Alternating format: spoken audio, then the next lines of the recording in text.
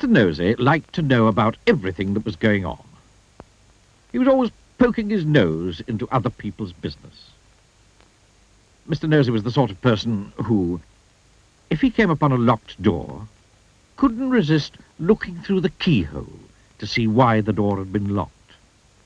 Mr. Nosey was the sort of person who, if he found an unopened letter addressed to somebody else, would simply have to open it to find out what was inside.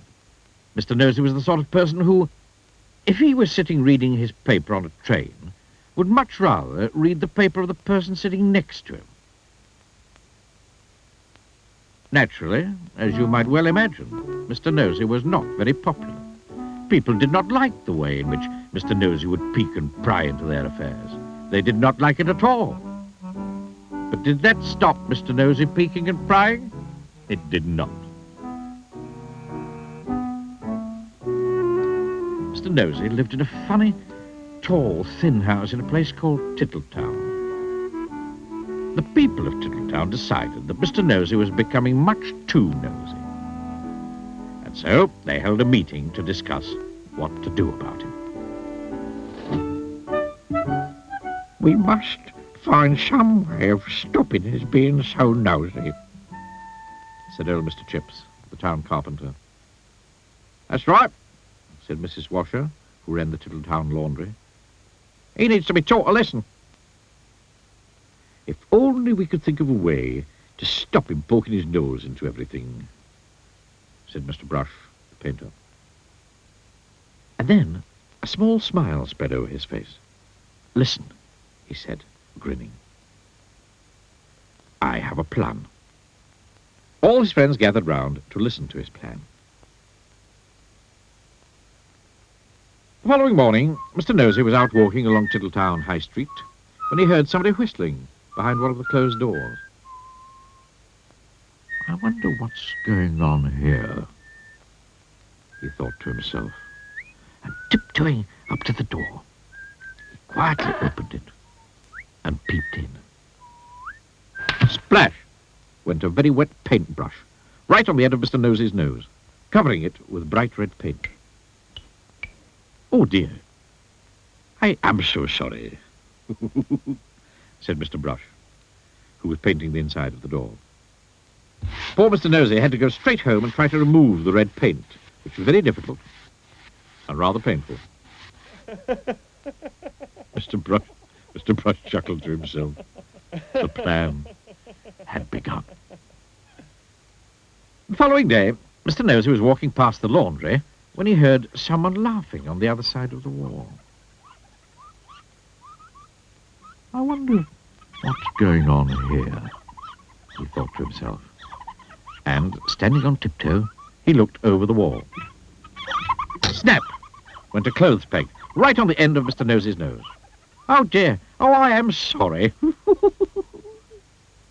said Mrs. Washer, who was hanging up clothes on a washing line on the other side of the wall. Poor Mr. Nosey removed the clothes peg and went off down the street feeling extremely sorry for himself and for his poor red nose.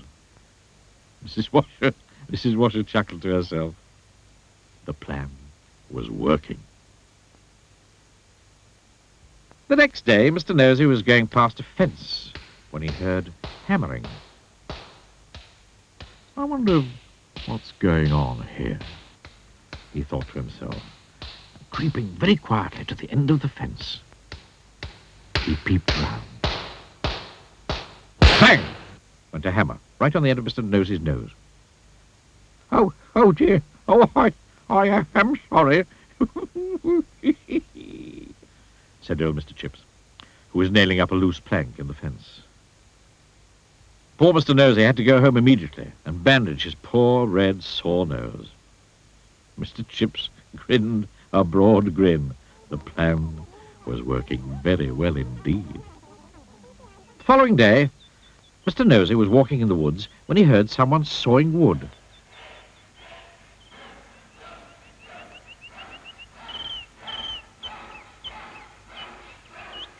I wonder what's going on here, he thought to himself, and crept up behind a tree. He was just about to peer out from behind the tree when it suddenly occurred to him that if he did, something very nasty might happen to his nose. And so he went on his way without being nosy. Behind the tree, with a saw raised in his hand, stood Mr. Hurd, the farmer. When he saw that Mr. Nosey had gone on his way without being nosy, he laughed and laughed and laughed. The plan had worked. Mr. Hurd hurried off into Tittletown to tell everybody.